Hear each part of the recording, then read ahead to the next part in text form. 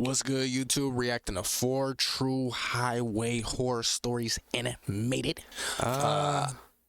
Let's get it.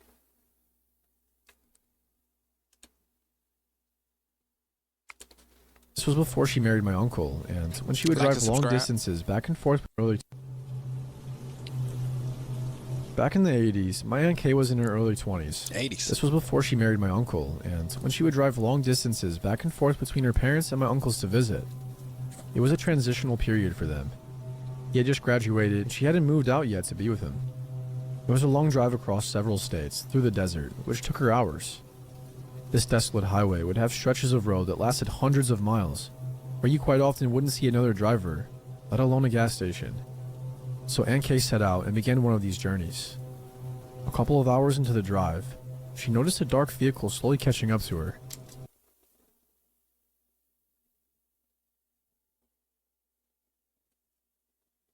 In the middle of nowhere. Only road. You ain't gonna find a gas station for miles. You look back. It's a fucking car chasing you. Tailing you. What do? Comment down below. What would you guys do in this situation? She barely noticed as she continued to sing along with the radio until the vehicle got aggressively close. She turned off the music and looked into her rearview mirror, seeing the vehicle flash its brights and a hand pointing at her car and motioning to pull over. Alarmed, she quickly slowed and began to look for a good place to pull off the road to see what must be wrong with her car. The second she began to pull off the road, she said she felt and heard as clear as day, "Don't pull over." Then again, stronger, "Don't pull over."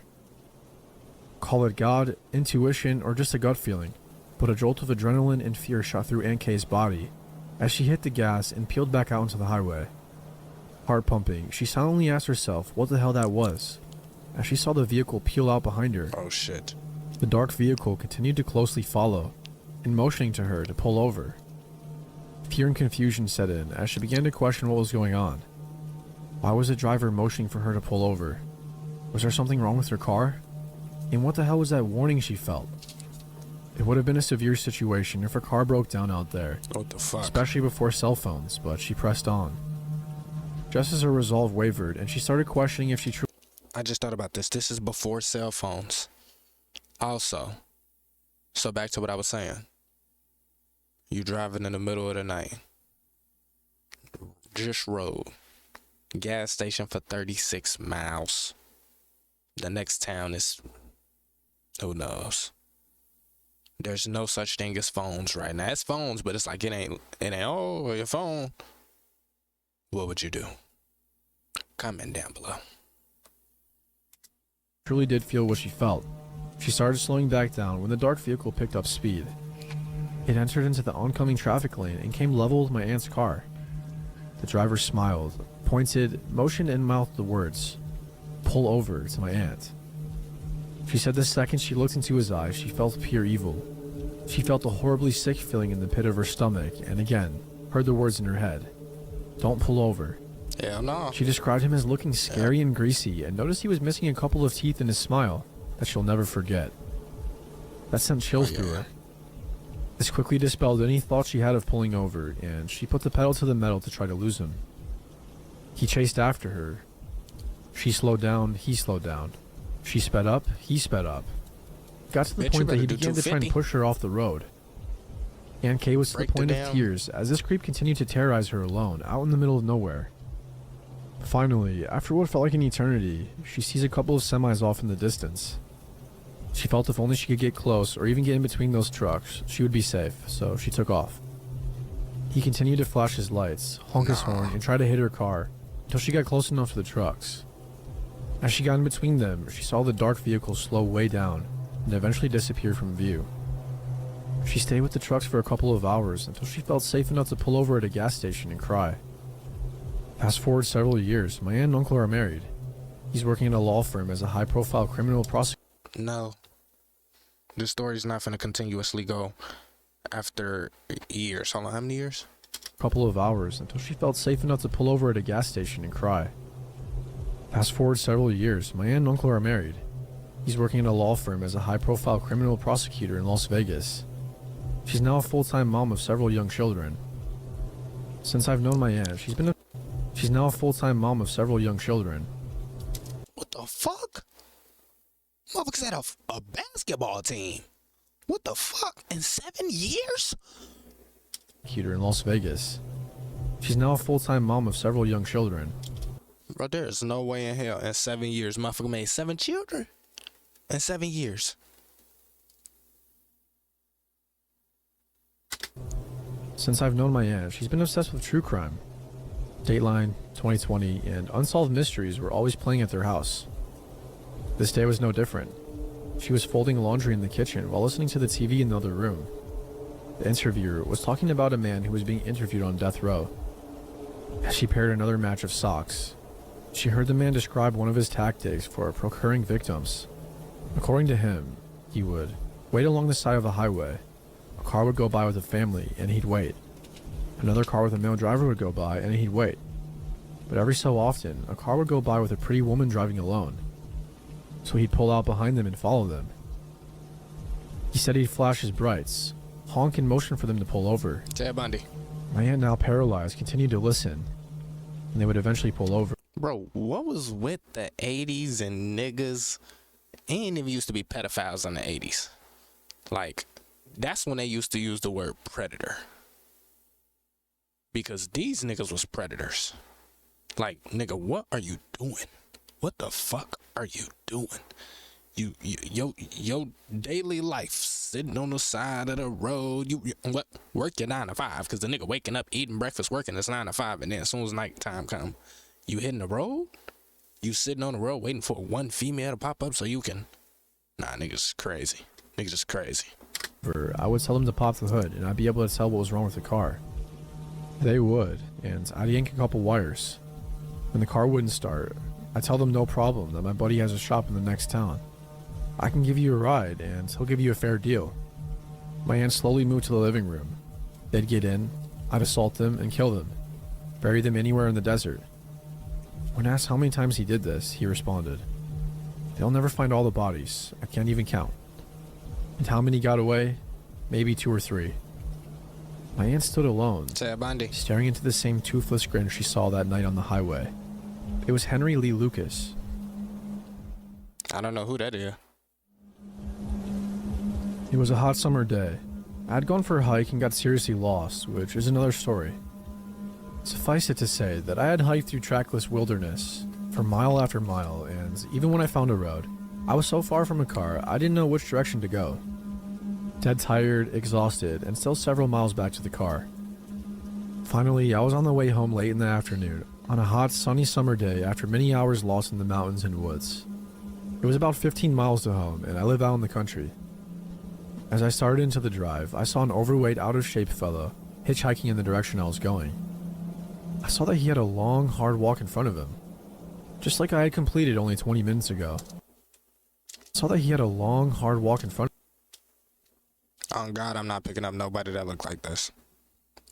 On God, if I pull up and this what you look like, if you hitchhiking, shit, I ain't even gonna... Shit, you could be a motherfucker I know get out of jail. That's what you look like now. I ain't gonna lie, I'm not super you, gang. I don't know what the fuck you got.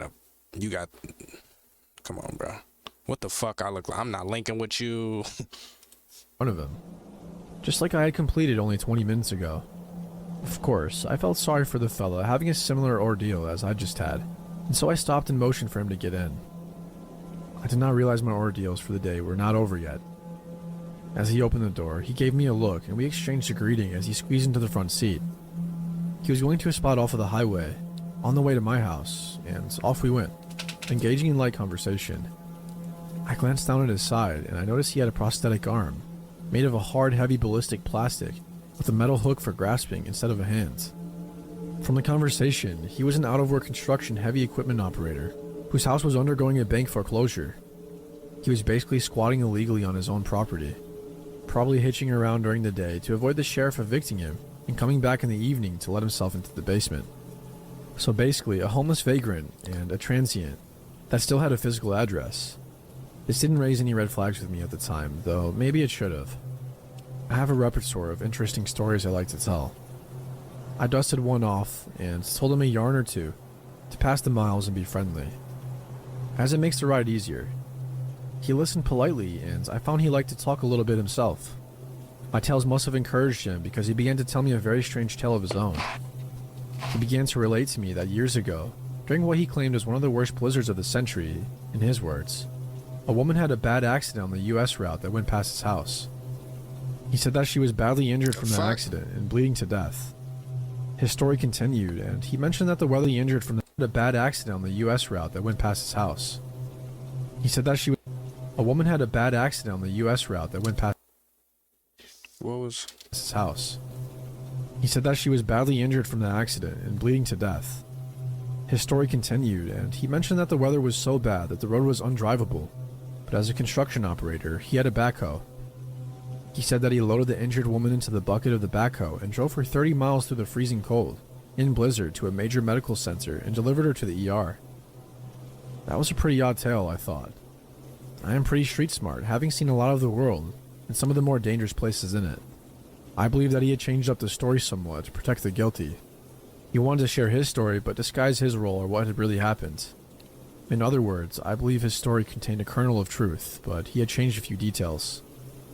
I am pretty quick to spot inconsistencies, and also can analyze just as quickly. It comes with the street smarts, I guess, another word for the survival instinct. What I think is true is that a woman who was fatally injured, perhaps someone who had come to his door for help. He killed her. Cause what the fuck are you doing picking her up? Instead of calling 12, he picked her up in a construction thing and drove her 30 miles. That motherfucker would have took him 30 hours, basically, in that vehicle. Like, what the fuck? I thought that she died, and I think he used the bucket loader to bury the body. The why and wherefore I could not guess at, but I had immediately gotten that impression. I didn't have much time to think about it, as the drive was coming to an end. It may seem weird to you that I came to that conclusion, but perhaps what follows will convince you. As he ended his story, we had come to the turn for his house. As I turned into the long driveway, he had just ended his story, now began to make improper propositions to me as to what he would like to have happen. I was a bit taken aback, but just simply told him politely that it was not my thing, and ended my conversation as we pulled up to his house, and he continued to insist. The problem was that he was not taking no for an answer. I realized that things were rapidly getting out of hand, but I am a cool customer when dealing with actual stress and danger. I like to think that I'm pretty hardcore, which discourages most potential malefactors, but not this guy, which shows just how dangerous he was. He wasn't getting out of the car, now that we were stopped, and he had his hard plastic arm, solid and heavy as a log, raised halfway between us, looking me straight in the eye and not saying anything. Having studied self-defense, I knew the deal. If I looked away or blinked, he would knock me out with the arm. He was formidable as well. He may have been fat, but he was a construction worker with large arms and muscles, from a life of heavy work. The weight was all to his advantage in any struggle. See, that'd be the thing, man. If I'm driving in the middle of the night and I see somebody, they gotta be like of my stature or less. And them niggas could be dangerous, but shit, I'm gonna give myself a chance. I'm not finna have Shaq. If I see Shaq hitchhiking, I'm not finna pick him up. He not getting in my whip. I don't know what this nigga gonna flip. Come on now. This nigga Shaq gonna toss me like Jazz off of Will Smith in them show. The Fresh Prince. He gone. Some old stuff. He could do whatever he want, no diddy. I'm picking up somebody of my stature or less. I'm gonna give myself a chance. If I'm gonna help you, I'm gonna give myself a chance if you're not gonna help me. I knew the deal though, and I always had a plan in case a hitchhiker proved to be dangerous. I had my seatbelt on, and he didn't. The plan was to floor the car into his house at about 60 and put him through the windshield. Even if I was injured or unconscious myself, hopefully he would be worse. The idea was that the noise of a high-speed crash would bring neighbors to find out what happened, and I would also blare the horn. But I could see that if he went through the trouble of knocking me out for the purpose of assaulting me, that likely I would never wake up again. Someone this dangerous was not going to leave a witness that could put him in jail for the rest of his life. Likely, he was a career criminal, and this was not his first rodeo. The other secret, learned from martial arts, is to never look away and hold the gaze. Read the intent, and then spontaneously block or deflect the initial attack. How much shit this nigga learned? This nigga learned a lot of shit. This guy could see from my eyes that he would have a real fight on his hands, that I was fully ready for a life or death combat. The situation ended when he opened the door and anticlimactically got out.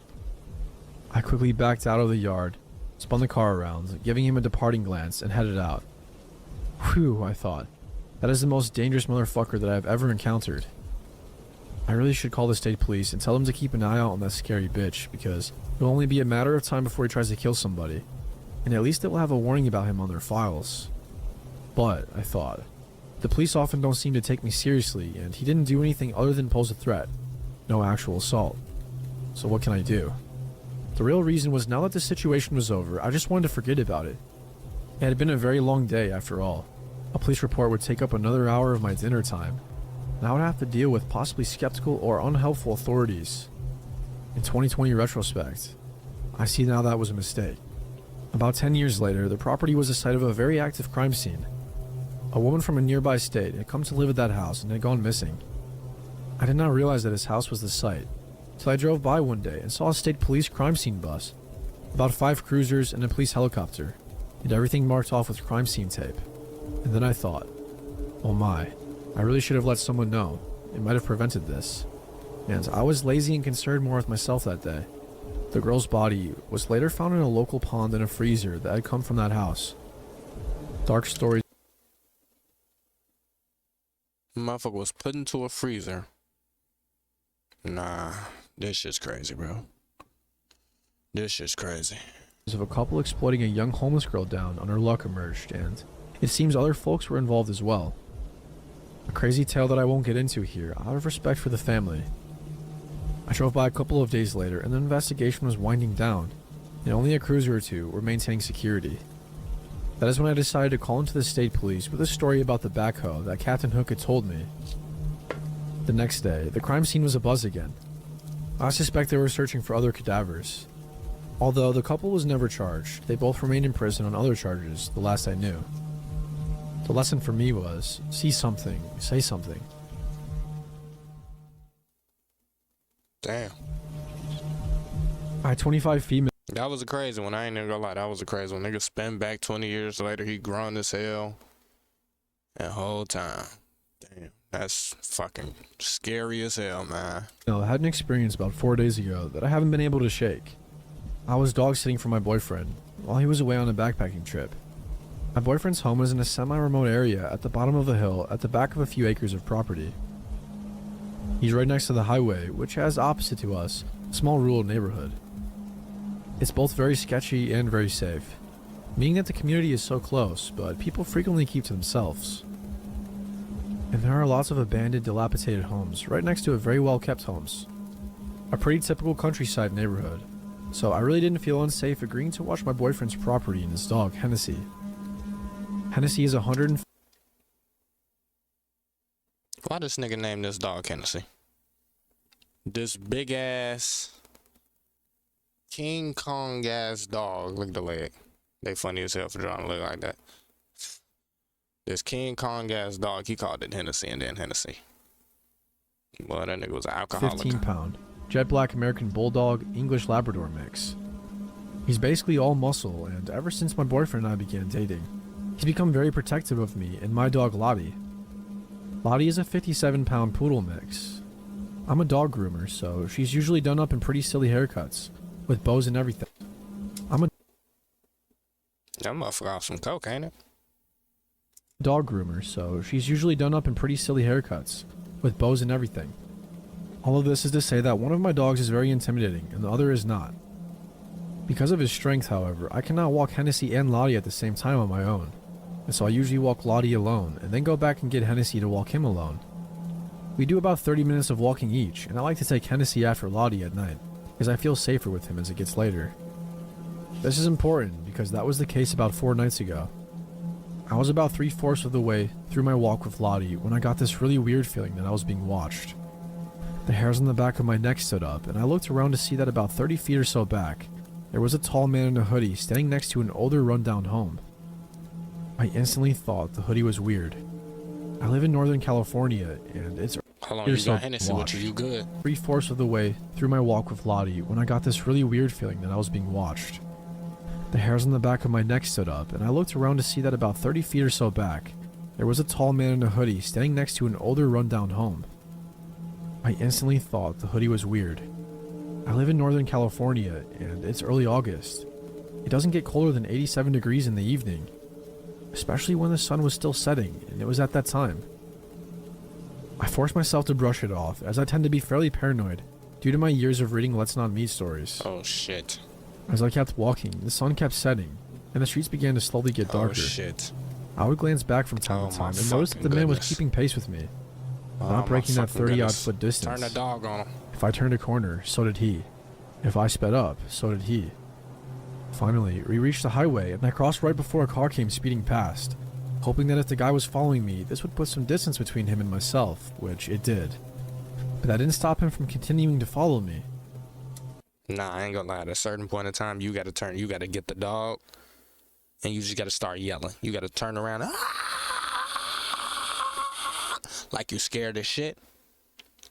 So the dog will know. Get this nigga. Fuck this nigga up. The dog probably already smelling it. Probably already smell like shit. Some shit smelling weird.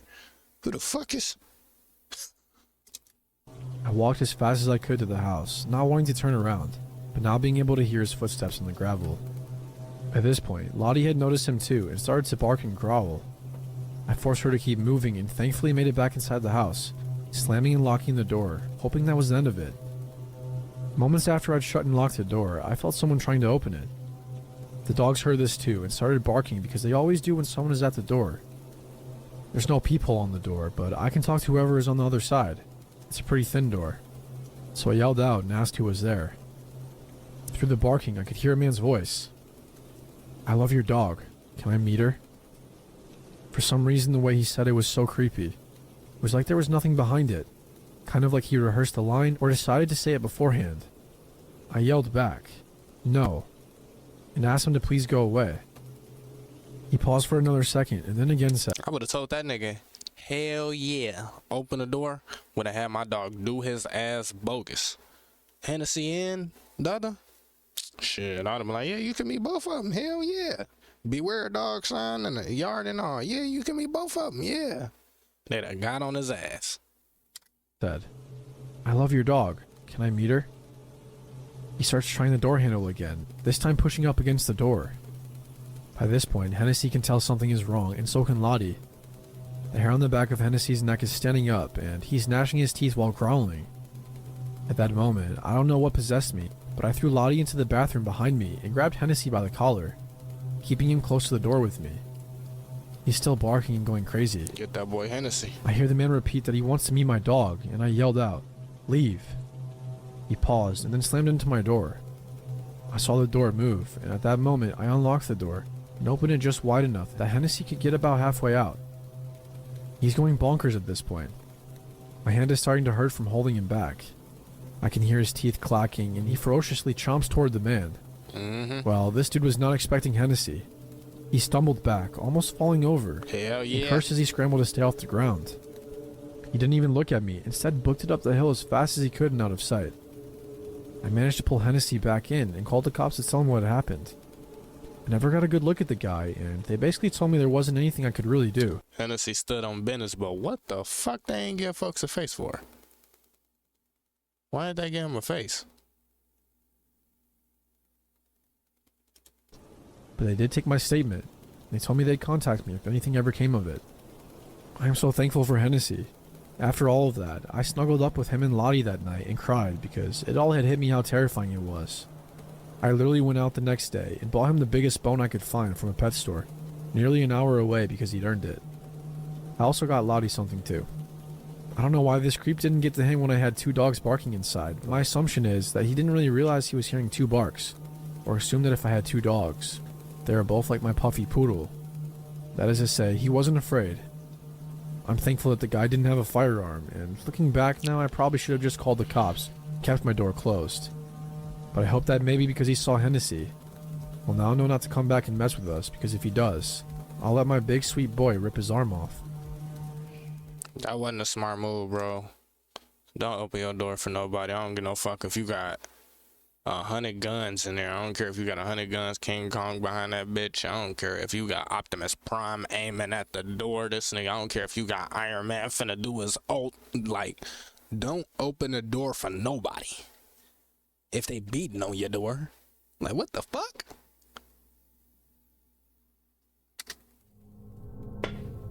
This happened several years ago. While it may not be as scary as some of the stories here, it was definitely one of the most terrifying, bizarre encounters I've ever had. I'm 33 and I live in the rural Midwest. I was born and raised in my hometown, and with the exception of a few months of living with my father on the East Coast, I've lived here my entire life. I've become pretty acquainted with the majority of the back roads in my area. One such road is an old highway that no longer has the traffic of days prior to the construction of the interstate that runs through the town. It's a long and winding road that offers gorgeous scenic views during the day and a quiet escape from the city at night.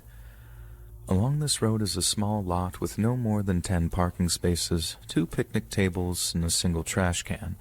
It's easy to miss due to the heavily wooded area surrounding it and the majority of the rest of the drive to it. And due to its secluded nature, it had played host to a fair share of teenage debauchery. I myself spent many a Friday night smoking away with my friends there. Needless to say, there were a lot of good nights smoking away with my friends there. Smoking away? You niggas was puffing cigarettes? You didn't niggas have no weed in the air? Like, no? What the fuck? And then they out here looking high? This not a good depiction right here of, what do you say, smoking with my friends? Like, nigga, what? There's some weed. Fuck is y'all 3-piecing cigarettes for? And he looking like he waiting for one of y'all to pass it. The fuck?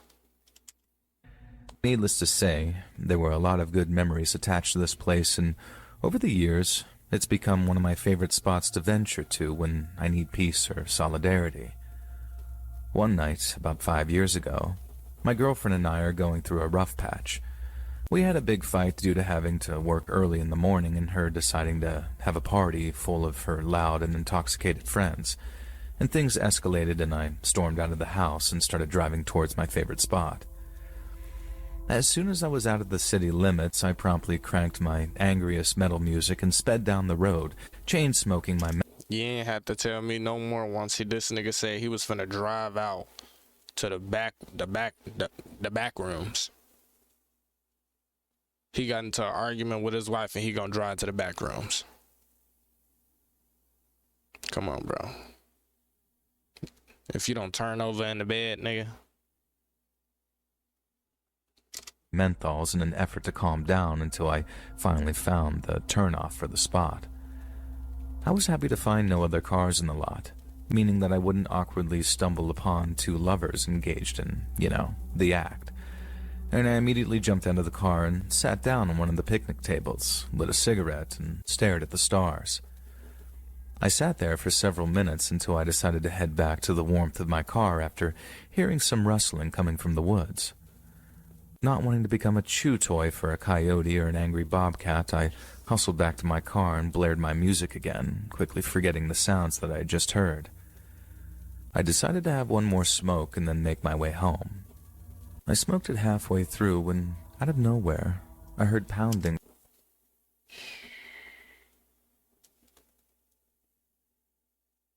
Nigga sparked up another cigarette after another one. He hit that one outside, boom, came back in and sparked up a whole nother one. Come on, bro. That car. Nicotined up. Coming from the passenger side of my car. I looked over to see a large hand beating against the window. I turned down my music that was still blasting, and as I did, I could hear a very angry voice shouting, "Open the door," while yanking on the door handle. Thankfully, my doors were locked, and after a few moments, the man disappeared from the passenger side and then reappeared out of the driver's side window while screaming and cursing at me to open the door. Nigga, why He was would you now not pull punching off? my window trying to get in. Can you pull off? I was frozen, in a mix of confusion and fear, but eventually snapped out of it and threw the car in reverse. It was so dark that I didn't get a good look at the guy, except for a split second he was illuminated by my headlights. Snapped out of it and threw the car in reverse. It was so dark that I didn't get a good look at the guy, except for a split second he was illuminated by my headlights. He had a black zip-up hoodie with the hood up, a dark gray t-shirt and a ball cap. He was a stocky guy and had to be well over 6 feet as he towered over my Sonata. The only distinguishing feature that I could make out was a very large, dark beard. And I noped out of there real quick. I floored it across the parking lot and back towards the highway, and that's when I heard it. A loud bang that sounded like a gun. I slammed my foot on the pedal, took the first turn I could find, and once I was sure that no one was following me, I slowed down and realized that I was doing 90 on a gravel road. At the time, one of my best friends worked for a nearby gas station, so I made my way to tell him the whole story.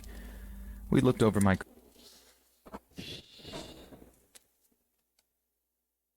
Ain't no way this nigga booted his car while it was moving. car thoroughly and found a couple of dents on top of the car and what looked like a boot print on my passenger door. We talked it over and ultimately decided to not call the police. It was a 20-minute drive to the location from the closest town. This happened to me and one of my friends. He getting in the car. He getting off work. I'ma sit there until he off work. He getting back in the car. And we finna go beat the dog shit out of that nigga. We finna go beat the dog shit out of him. Nigga, who are you? Like, what? This nigga pulled up with his friend and said, oh, yeah, we're not gonna call the cops. All right, bro. We were sure that it. the guy would most likely be gone by the time anyone in the closest town. We were sure that the guy would most likely be gone by the time anyone got all the way out there. And yes, I realized that was probably ignorant of me in hindsight. I'm still baffled by this encounter. I don't know if this guy wanted to rob me, steal my car, or worse, but I'm glad that I made it home in one piece. Fucking damn dummy.